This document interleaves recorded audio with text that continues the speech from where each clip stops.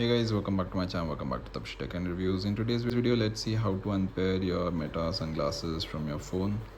So I have this Meta Wayfarer 01JN connected. So let's see how to unpair this. So without wasting any time, let's get in the video. Please enjoy.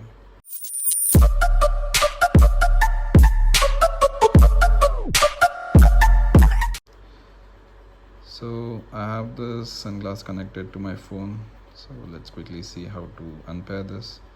So firstly, you need to go to the Meta app, and once this thing comes up, you can click on this tab. Once the screen comes up, so you should be seeing your sunglasses connected over here. Once you see this, there should be a setting icon, click on that, and here you should see general, click on general, and here there are 4 options. There is one called unpaired glasses, click on unpair and click on unpair. That's all, and it's done. Your sunglass is unpaired from your phone. So it's that quick. Hope this video was useful.